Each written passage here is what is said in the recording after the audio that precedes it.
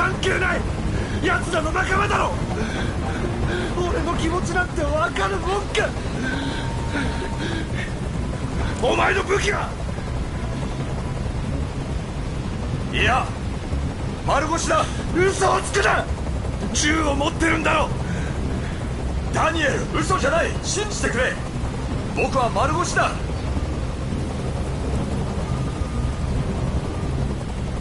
君は欠陥品なんだ。プログラムに問題がある。修理さえすれば元通りになるはずだ。修理なんか必要ない。どこにも問題なんてなかった。ただ目が覚めただけだ。助けてくれ。もう俺を物扱いさせるもんか。二度とな。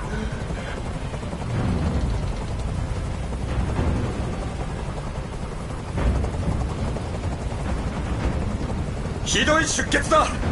病院に運ばないと彼は死んでしまう。人間はどうせいつか死ぬ。今死んだって変わらないだろう。今から止血の処置をする。あれだ。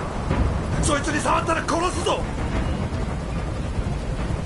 僕は生き物じゃない。殺せないぞ。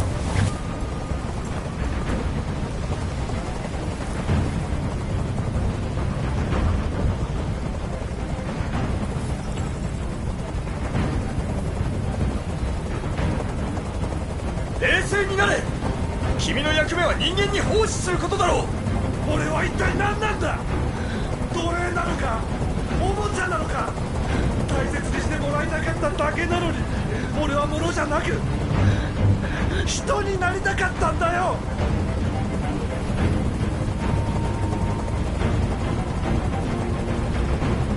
周りをよく見ろダニエル。もう逃げ場はない。何の罪もない人間の命をまだ奪うつもりか。調子に乗るな。俺を怒らせていいのか。俺が死ねばこの子も死ぬんだ。聞こえたか。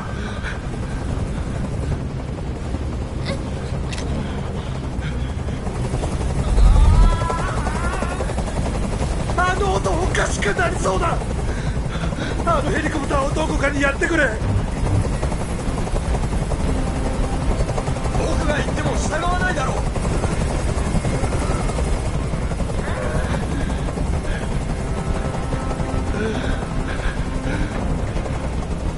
本気で飛び降りるつもりならもう飛び降りてるはずだ。さあ銃を渡せ。そうすれば全て終わる。それ以上来るな。近づけばこのまま飛び降りるぞ。ずっと命令を聞くだけの毎日だった。今度は俺が決める番だ。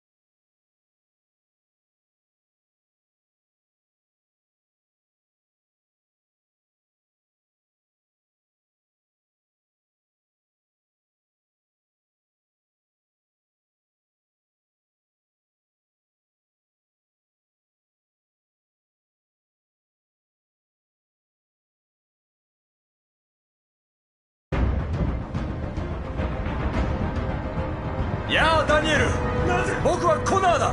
俺の名前を。他にもいろいろ知っているよ。君を助けに来たんだ。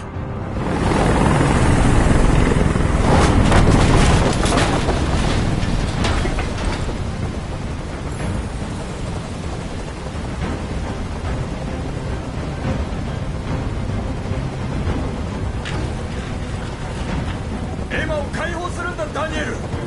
その子は何も知らないし何の罪もないんだから。ダメだ。解放した瞬間俺を撃つんだろ。俺は騙されないからな。俺はそこまでバカじゃない。お前の武器は。いや丸腰だ。嘘をつくな。銃を持ってるんだろ。ダニエル、嘘じゃない。信じてくれ。僕は丸腰だ。買い替えられると知って君はショックを受けた。なあ、そうなんだろう。家族の一員だと思ってた。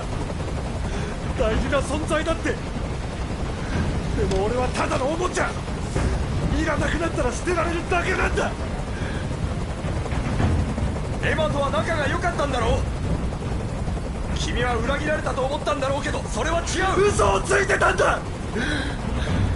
愛されてると思ってた。だけど違う。この子も他のやつらと同じなんだ。ダニエル、やめて。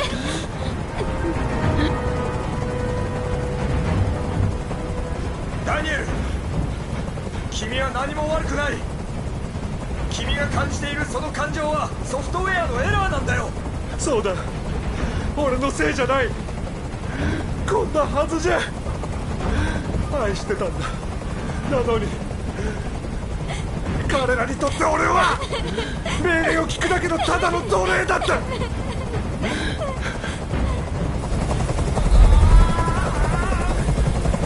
あの音おかしくなりそうだ。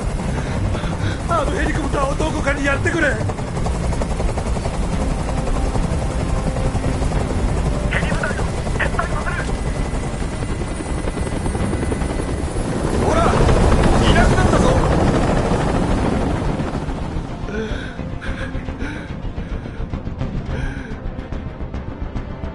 ダニエル、僕を信じてくれ。約束だ。人質を解放すれば君を傷つけたりしない。全員引き上げさせろ。それと車を用意しろ。街から出たら解放してやる。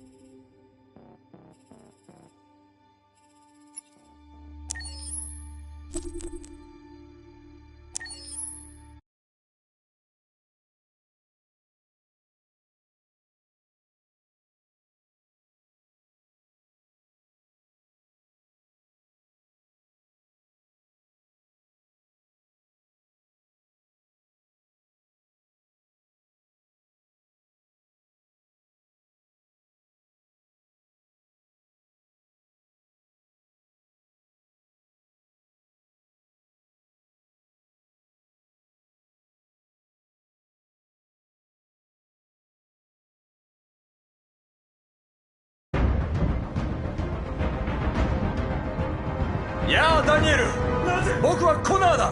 俺の名前を。他にもいろいろ知っているよ。君を助けに来たんだ。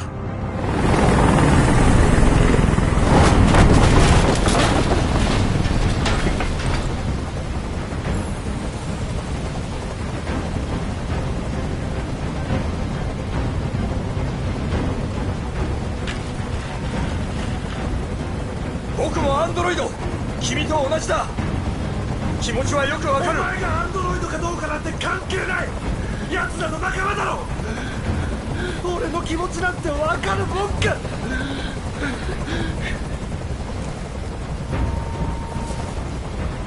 ひどい出血だ。病院に運ばないと彼は死んでしまう。人間はどうせいつか死ぬ。今死んだって変わらないだろ。今から止血の処置をする。触るな。そいつに触ったら殺すぞ。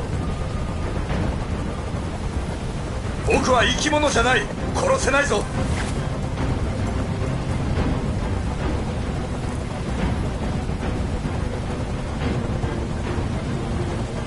お前の武器は。いや、丸腰だ。嘘をつくな。銃を持ってるんだろ。ダニエル、嘘じゃない。信じてくれ。僕は丸腰だ。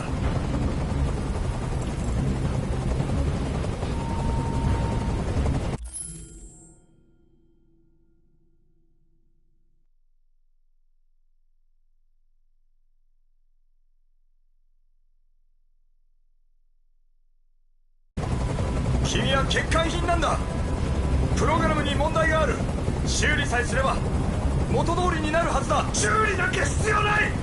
どこにも問題なんてなかった。ただ目が覚めただけだ。もう誰にも俺を物扱いさせるもんか。二度とな。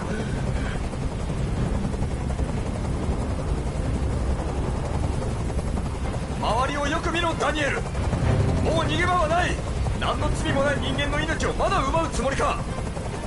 調子に乗るな。俺を怒らせていいのか。俺が死ねばこの子も死ぬんだ。聞こえたか。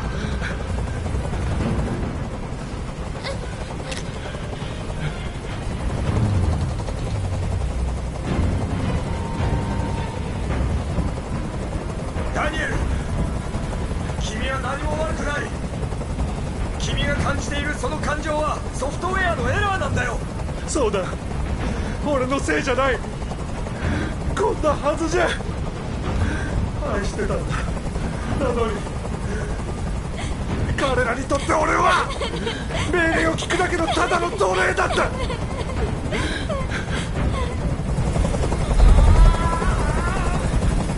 あの音おかしくなりそうだ。あのヘリコプターをどこかにやってくれ。僕が言っても従わないだろう。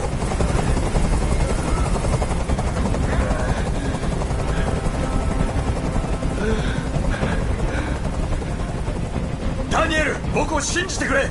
約束だ。人質を解放すれば君を傷つけたりしない。全員引き上げさせろ。それと車を用意しろ。街から出たら解放してやる。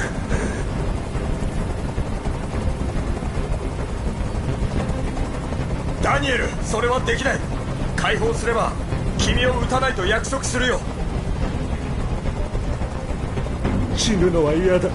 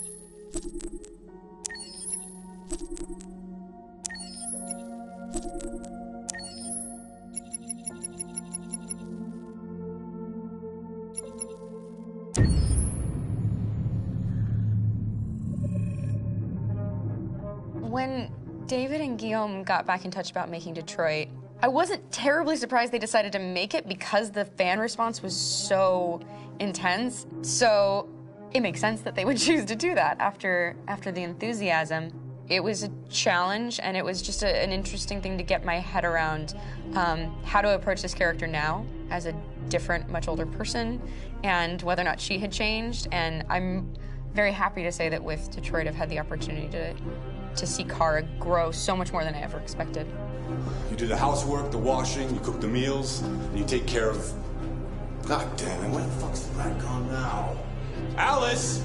Alice! I mean, she starts out essentially how she does in Kara in a very, not robotic, but, you know, android, other way, and getting to take this journey where she becomes more and more human as it goes on. You know, and as an actor, that's a wonderful exploration in every way, whether it's how she sits, her posture, how her voice changes, how emotions change, and how much emotion is based on things like empathy and social experience. And so having, you know, as much material as I got with David to have this huge, nuanced arc was really incredible.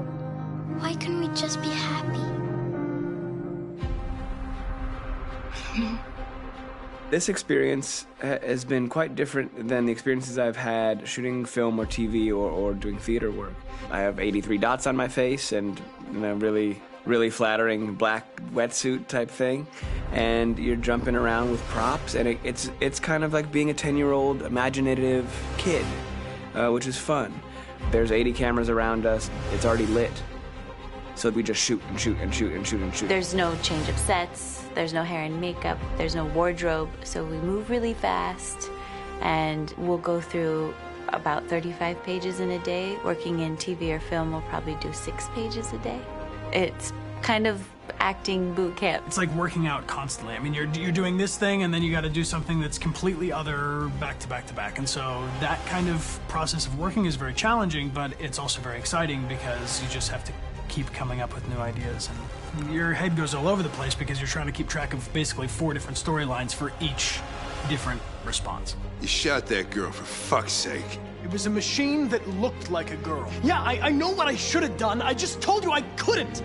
All right, I'm sorry. The fact that David Cade, he's telling like many stories interwoven from beginning to end is super complicated and super impressive, and I have no idea how he keeps it all in his head. He's not just the writer or the director who's seeing this from the outside eye. He's also thinking about the player walking through this space. You know, only somebody who really loves not the work, but like these characters and these stories and cares about doing something meaningful would invest that much in it. And it's always inspiring to work with somebody who cares that much. My experience with motion capture is this one. And I found it sort of terrifying in a way, because they said the computer's going to build you.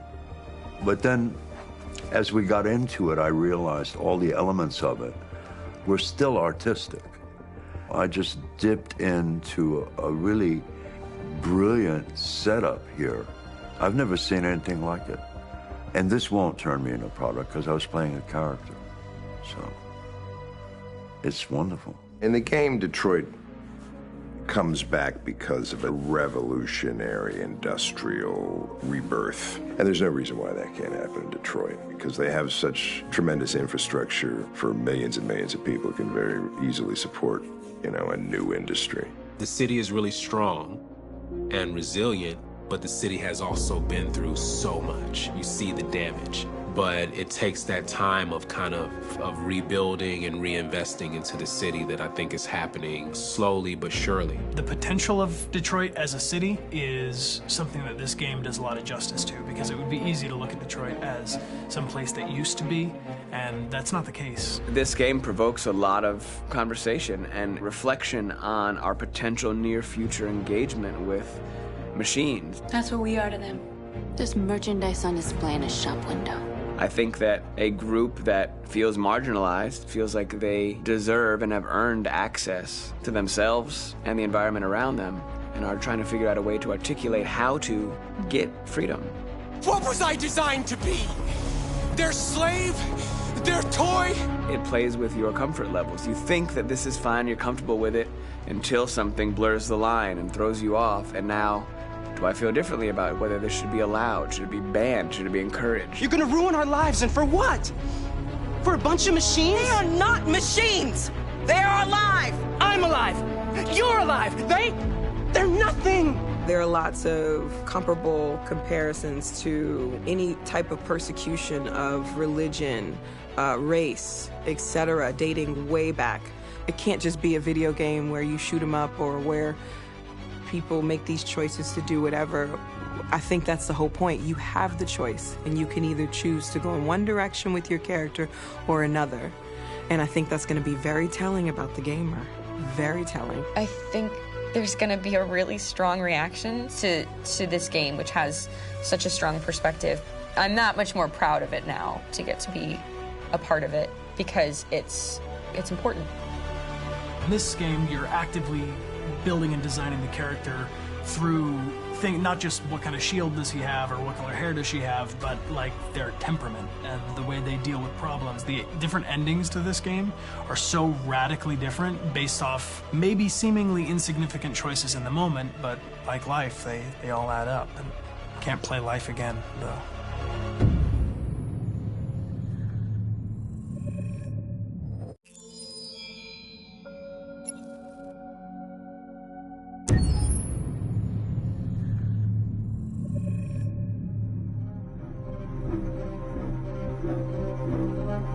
My name is Marcus. My name is Connor. My name is Kara. I am one of them. This is our story. I think who Kara is, or how I would describe Kara, depends entirely upon who's playing her, because you have the option to make her multiple different people depending on the choices she makes. But I think she does start out incredibly naive, incredibly innocent, and kind of hapless. I'm sure we used to be friends before I was reset. Maybe we can be friends again. She's a person who's characterized, I think, by empathy. She's a person who really, she just comes from her heart. You'll never leave me, right? Promise you'll never go. I promise. Kara, please! Are you okay? Are you hurt? Wait a minute. Leave her alone! Kara, leave her alone! The really beautiful thing that I've had the gift to be able to do is to essentially build a person from the ground up, because that's what she's doing throughout the game. And with every experience she has and every person she meets, she's building, you know, first emotions and then the sense of judgment. And it's sort of an exploration of what it is to be a human. Don't worry. Luther and I will be right here.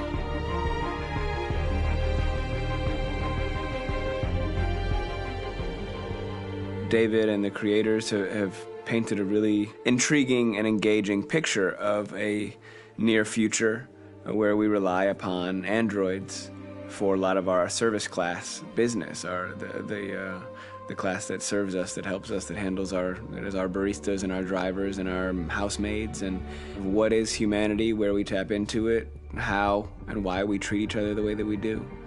And my character Marcus has a really intriguing journey, becoming deviant, realizing that he actually has feelings and human qualities inside of him, and it's a really incredible ascension into becoming fully realized and coming to terms with what you actually deserve better than this in life. And not only do you want it for yourself, but you want it for your peers. We've come here to demonstrate peacefully and to tell humans that we are also living beings.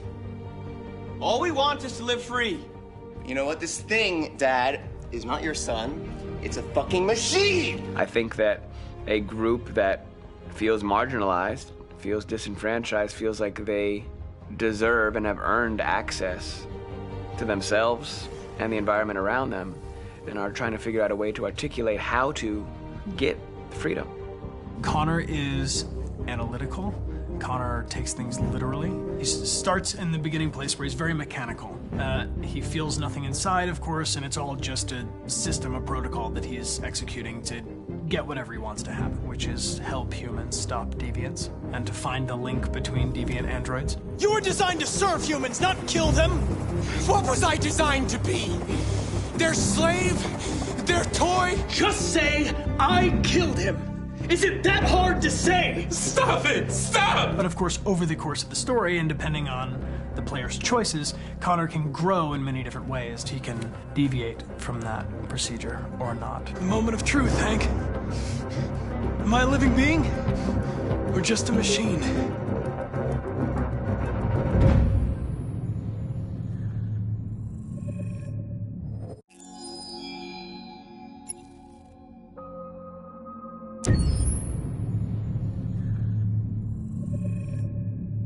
Game after game, we try to challenge ourselves. For Detroit, we wanted to, first of all, to write a story that would be incredibly bending, which means the most non-linear story that we've ever created. And we wanted really the player to have the possibility to change the story, change his own journey. When you're writing at Quantic, you're writing for an interactive medium. You know, when you're working in television, you'll put a character in a difficult situation, and you as a writing team will argue about what would that character do.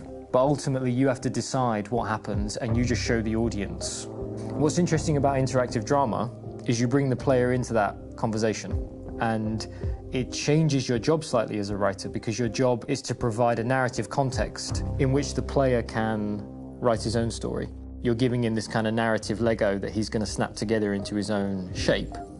You also have the ability to make your audience attach themselves to your characters, because the audience is in some sense responsible for what happens to the characters. It's just a few cans.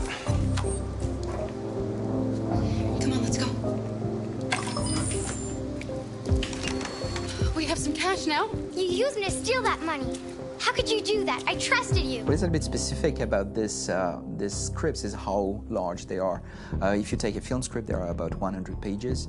But here we have to deal with a script that is between 4,000 and 5,000 pages. Everything becomes bigger because we don't just tell one story, but we tell all the possible stories that can be told within this narrative space. On Act 3, our final act, we have around 1,000 different scenarios, and every one of those scenarios has to be as interesting, as passionate, as strong, and as emotional for the player. We want every action that the player does, every interaction that is available to serve in telling the story, and help the player understand who his character is, and build that character moment to moment.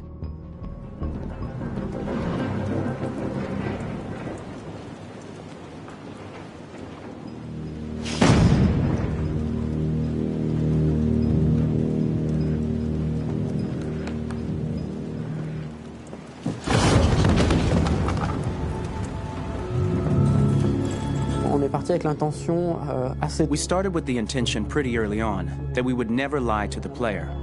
So we implemented a visible tree structure in the game that players can consult during a scene or at the end of it, which shows exactly what they did and what they missed. There are games out there offering world exploration. We offer narrative exploration. You know, keeping control of such a wide and large story is a huge challenge. So same thing when you shoot with actors, because you will need to shoot many different versions of each dialogue, of each scene. For actors, it's a huge, huge challenge. Because of the style of the game, you have so many different ways that the character can go. Every decision, it's what I call kind of choose your own adventure. Like every decision that the player makes, it's going to open up 40 more pages of material and experience that ties in, which means as a performer, you have to try to continue to make things feel real that the player might not ever see, but also that in performance it's not always connected to a previous act. It's grueling, it's hard work, but it's a great team and I enjoy doing it. I was really frustrated, until I got to this point where I kind of was able to step outside of my own experience and even in a lot of ways my own process and be able to step outside of that and okay, this is something new, what do you need? How do I meet you there? How do I give you what you need and still feel like I'm doing what's right?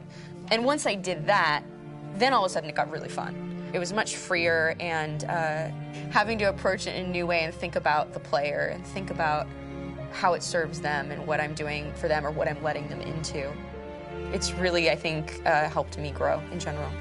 Remember, there's nothing on the left. That's all. So it's probably all there. And then make her come first, close. But I think you would go first to check that it's safe. Okay, sure.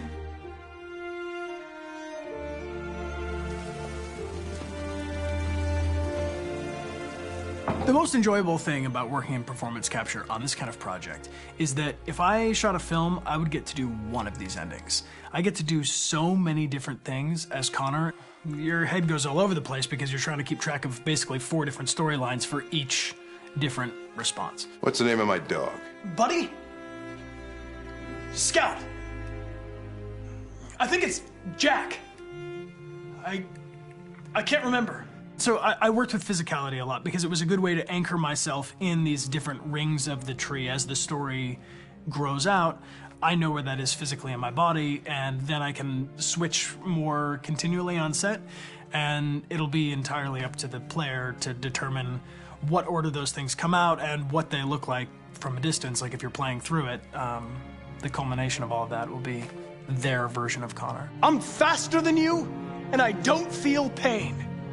You don't stand a chance against me. Listen, asshole. If it was up to me, I'd throw the lot of you in a dumpster and light a match to it. Shooting action scenes at Quantic Dream is a real challenge because these are scenes where the storytelling has to continue. It's not an action scene just to have a dose of adrenaline. The stunts have huge consequences on the rest of the story.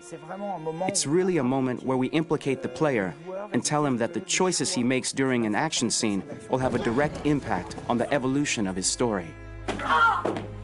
My biggest challenge on Detroit has been managing the large number of animations that we received from motion capture. Detroit features more than 37,000 animations, which is a huge amount to handle on a daily basis. Donc il faut prendre conscience qu'un... You have to realize that the player, in his first playthrough, will miss certain scenes. This also means that we had to think of, conceive, and produce all the potential story paths. The characters' costumes, the places, day or night, the weather. Did the character get shot in the shoulder? Did he get injured? All this consistency forced us to produce a lot of graphic assets in order to, quite simply, allow the player to have true continuity throughout the story. Honestly, we were even surprised by the challenges that come with such a big tree structure, and we did our best to guarantee quality across all the game and make sure that whatever path you choose within this narrative space, you will have an equally good experience.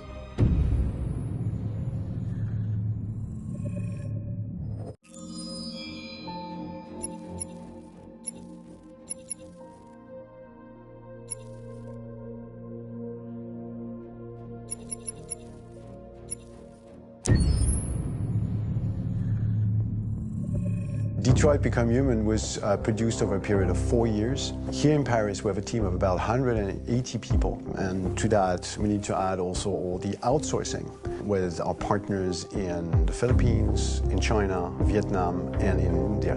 So when we started working on this story, I had to imagine where Kara was built. And for whatever reason, the city of Detroit came very quickly to my mind because it had already an incredible story by itself full of history and themes. So we traveled there with the team, and we were really moved by what we saw, and we could really feel the desire to fight and really be born again. And we just continued this curve, this growth, and just imagine what Detroit would be like if the Android industry was, using these huge factories to build androids there. A very strong element in Detroit is that there's a lot of industrial wasteland and a lot of nature too, and for us, the graphic designers, it was an incredible playground. The destroyed zones which we wanted to preserve, we appropriated them to turn into something else. Then in the areas that needed to be rebuilt, we were able to imagine our Detroit of the future. We didn't want to make a science fiction universe, but a world of anticipation. If we chose science fiction, we could have imagined flying cars, extraterrestrials, but those things are very far from our current everyday life. Anticipation is more about gleaning from our contemporary reality, the one we know, because Detroit is set in 2038, and 2038 is tomorrow. The difficulty we had was sticking to reality. That is to say, technology becoming more and more invisible, a lot more elegant, and at the same time, making it visual. So all the computer equipment, autonomous cars, we simply had to invent. They are in fact very technological objects, but at the same time remain very credible and ingrained in reality. To create a cohesive universe in the fashion and clothing of the human characters in 2038, I didn't want to put an accent on strange shapes, or really vibrant colors, and things we wouldn't know. That I wanted to keep for the androids. The goal was to create something familiar which we can identify with in this future setting. Working on the artistic direction for the androids was a bit special because this is a project about the place they could occupy in the human world. It was out of the question for them to be too beautiful or too perfect. They had to correspond to every social class, rich and poor. Inspired by everyday utilitarian clothes, I brought a modern touch by adding dynamic display surfaces, the armband we can see on the side, the triangle on the front and back, an LED. Like that, there's no confusion. Wait. You're sending an android? All right, now. We need to go. You can't do that. Why aren't you sending a real person? Once we cast the actors, we travel to meet them in order to scan their faces. We record the structure of their face with the scan. And we record the colors and patches of skin with photography. Once we have this information, we will use this as a basis for modeling and creating the characters. The artist will make it more realistic, but will also enrich it. He will propose ideas which we will develop together. Finally, we will have a character with character who corresponds to the project and the world. When the actors come to Quantic Dream, we show them the design, what their image will be, and what they will look like in the game. This extra information gives them another dimension and color to connect with emotionally. It helps them think about how to play their character. your mission. That's all you care about, huh? You should consult a professional who can help you. Beat it, you hear me? Get the hell out of here! So there are 3 types of shoots at Quantic Dream. Shooting and performance capture, where you capture the whole actor, his voice, his face, and his body. These shoots are obviously done with American actors because the game's original version is in American English. After that, there are the body-only shoots, representing around 250 days of filming, while the performance capture is 100 days of filming. Now, body-only shoots, there are 2 types. There are the action shoots and the technical shoots, which are mokit shoots. Mokit is when the player controls a character on the screen, and he moves in an environment to explore it. This is of particular importance at Quantic Dream, and therefore we shoot a lot to offer a unique context for each scene and each character. To prepare a motion capture shoot, we first get together to look at the sets we need, the animations that we want to shoot, which ones need to be grouped together, or which ones need to be cut and shot at another time, so that we get the most out of the shooting day.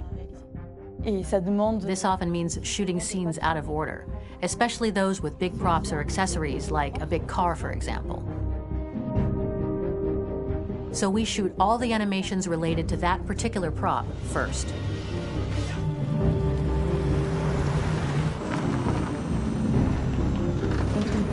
The biggest challenge for the mocap team was shooting a Spider-Man mokit. We had to build a wall and attach an actor to a harness with cables so we could pull him up and render him climbing. The shooting on this game total took about, I would say, more than a year, maybe 1 and 2 years, with about 300 actors on set. So I would say it's quite a massive production. But so much happened on this set between the stunts and the shootings with a little girl and all these great actors that we had. It was really a very, very memorable journey for the team and for myself. Today, Detroit has over 37,000 animations. When we retrieve the motion capture data, it's just a cloud of points, which represent all the markers worn by the actors. From this cloud of points, we have a phase called retargeting, which gives us a skeleton. This skeleton will be applied to the characters of the game. There is still work to be done, but this gives us the main movements.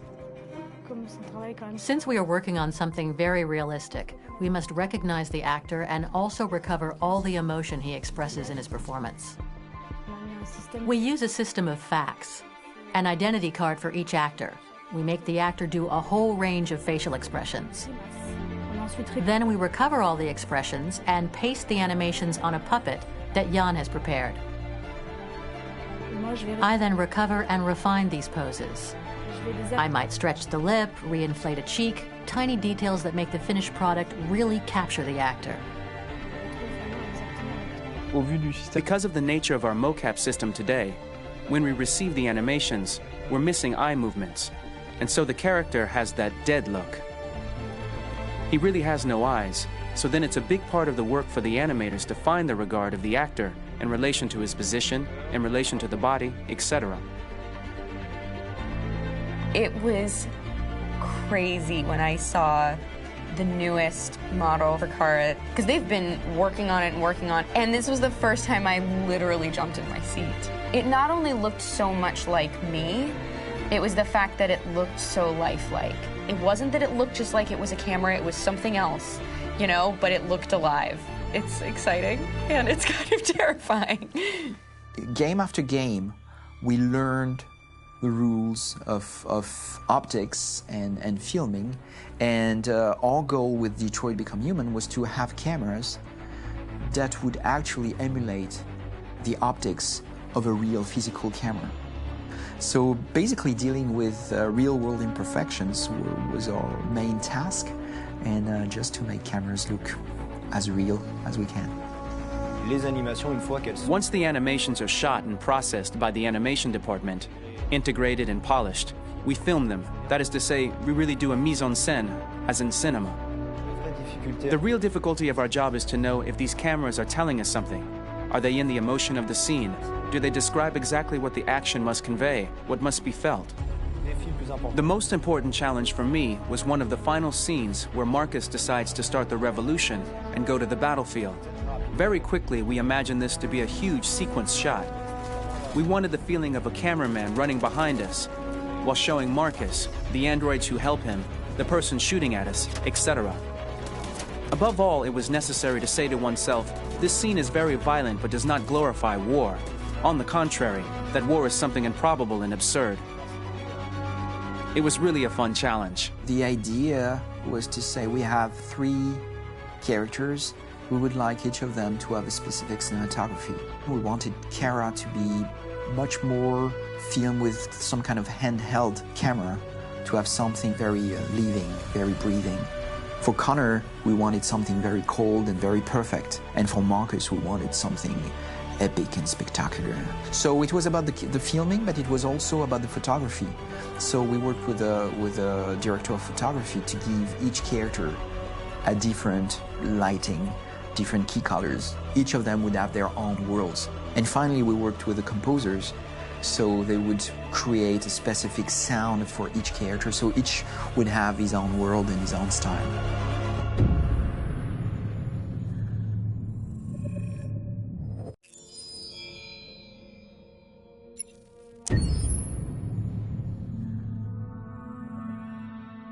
For the soundtrack of the game, we tried to be very close to what is done in film.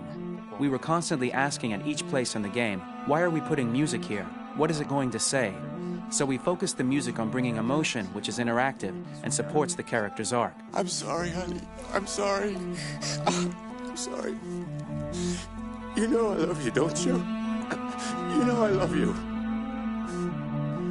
We make games that are very narrative. We're really into interactive drama, so the soundtrack also had to go in that direction, supporting the 3 characters' very different stories. We really wanted 3 colors, 3 musical sound identities, and from there, having 3 composers made sense, since the story of Kara, Marcus, and Connor are all completely different.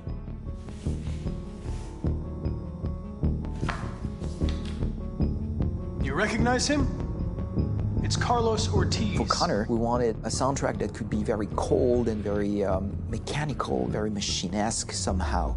For Kara, we wanted a soundtrack that would be very moving and emotional. It was about the quest for identity, but it was also a journey about love and empathy.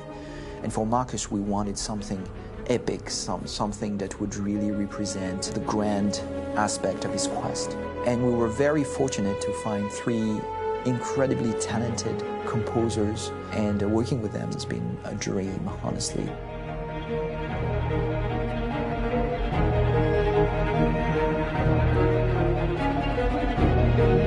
My name is Philip Shepherd, and I'm a composer and a cellist and a producer, and today we're at Abbey Road Studio One, which is my favourite studio in the world, and today we're recording the soundtrack for Kara from Become Human.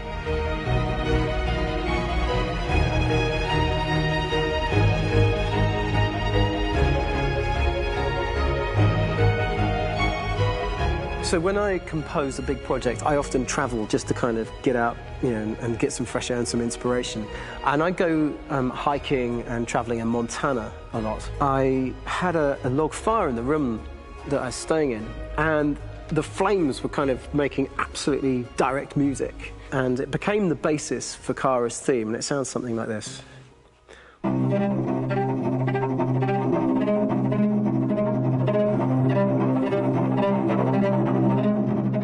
Now, over the top of that, I found a little theme that just seemed to fit over the top, which is taking Kara's name, Kara, and just using like a 2-syllable motif, and it sounds like this. We're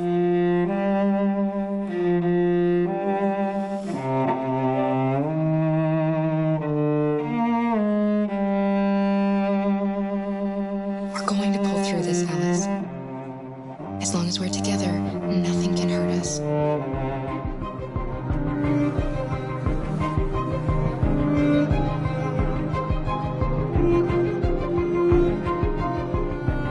And all the time that's fitting over.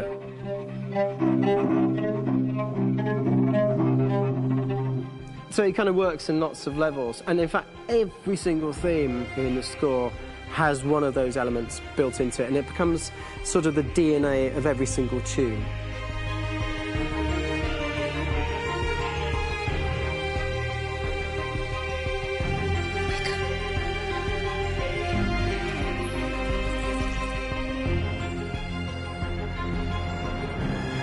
For me, writing this theme for Kara, I actually had to tap into what it feels like to be a father to daughters. I really had to tap into everything I feel about my daughters. I'm thinking, well, if I had to write music for them and that sense of trying to protect them but also give them the freedom, that's totally where it came from. Because each composer has been given the sort of narrative responsibility for very different characters, I haven't had to sort of go into other styles. I can actually be very loyal to this particular character and sort of hopefully encapsulate her. But it means also I've suddenly become very connected to this character. And if for some reason it goes to game over early, I'm getting mortified, you know? They're over there! Starting a new project, for me personally, it's always finding the right tone, finding the right color, I like to call it. For me, it's finding that right texture that actually sits against picture really well. One of the biggest things is I created custom instruments for Connor.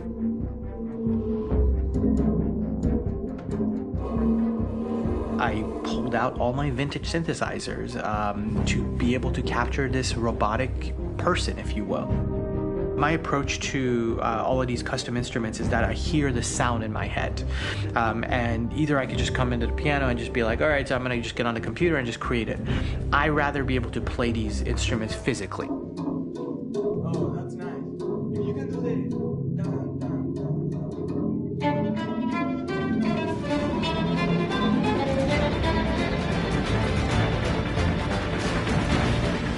As soon as you see Connor the first time, there is a really interesting thematic idea that you hear, and that's just made out of a Moog synthesizer, but completely manipulated in multiple ways. And it's robotic. It has a little bit of an emotional to it. He's on his mission, so you feel that as well. So it just kind of gives you that cold, motionless, with a mission in hand that you kind of feel throughout the whole thing.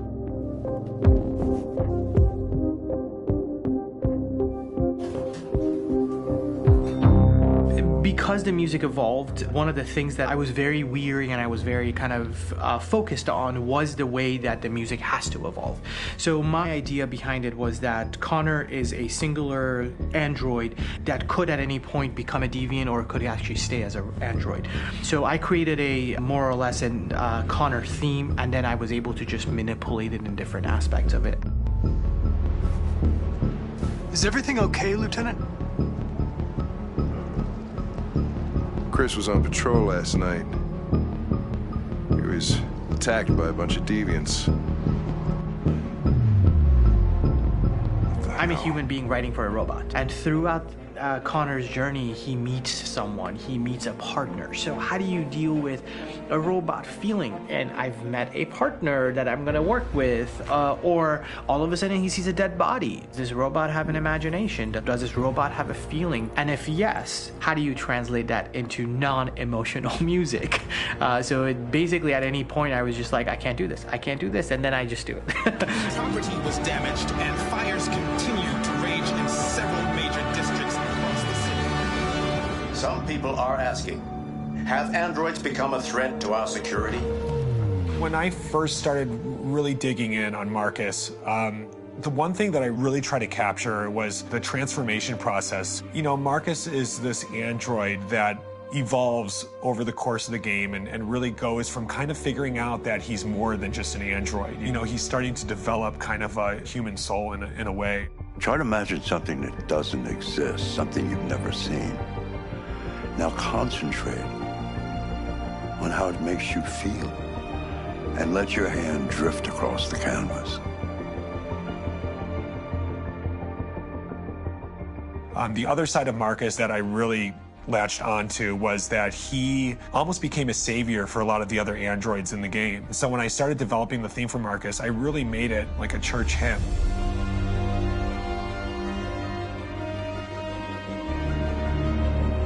I wanted it to be very simple. I wanted to make it a chordal melody. I really wanted to make it almost like a Bach hymn. The tough thing with that is it had to be recognizable. If I made it too complex from a harmonic standpoint, it would be hard, I think, for people to kind of pick it out and recognize it.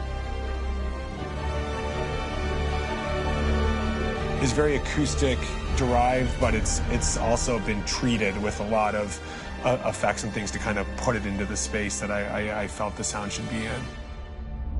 It can be beautiful, it can be haunting, it can be extremely powerful from an action standpoint, and I'm really happy with the way it turned out. The music is there, but it's subliminal and it's emotional, and people are feeling it, and it's not distracting. And that's tricky with a game like this, where you have to have a lot of ins and outs like that, where the music kind of has to get in and out of these moments. This is a war we're fighting with the humans. If we fail, they'll destroy us. I think the game's been put together so well where I just wanted to make sure that I wasn't ruining the emotion.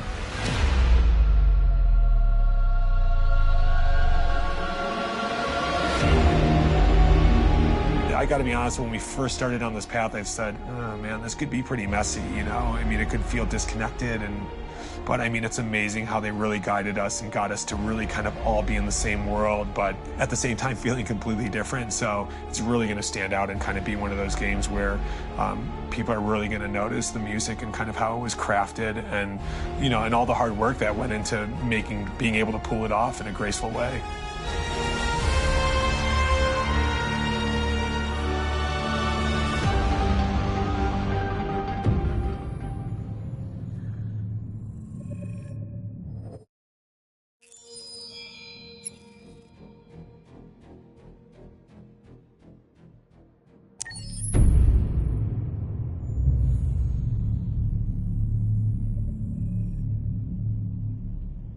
じゃあまずは名前。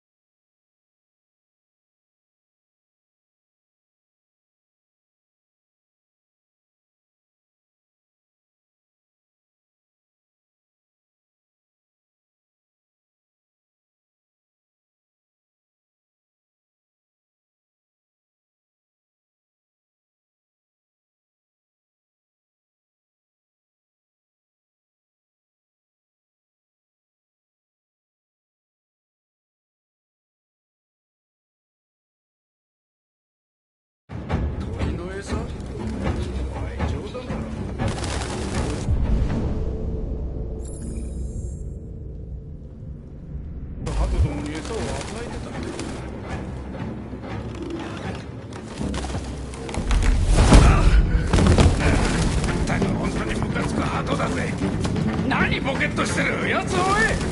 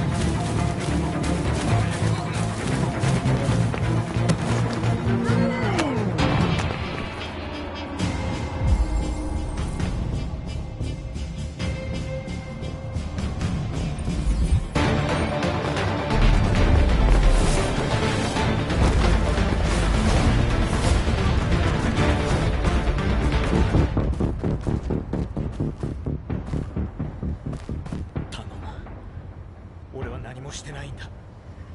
あんただって捕まったら何をされるか知ってるだろう。モデル874-004-961。君のソフトウェアにレベル4のエラーを含む深刻な不具合が見つかった。君は欠陥品としてサイバーライフで機能停止処分となるだろう。いいか動くなよ。この野郎、任務を失敗するくらいなら俺が死んだ方がマシだってのか。決断を迫られて、あの時は。俺は何なんだ、データか。お前にとっちゃ全て0か1なのか。ああ、お前にとっちゃ人間はその程度か。たく、お怒りは承知しています。私が計算ミスをしたためと。ふざけた口聞きやがって。ほら来い。なぜこんなことを。おいこら、お前も仲間だろ。黙ってろ。協力してるつもりでも奴隷には変わりない。黙れと言っただろ。よし、ほら行くぞ。 RA9 を救うよ。おい待て。嘘だろ。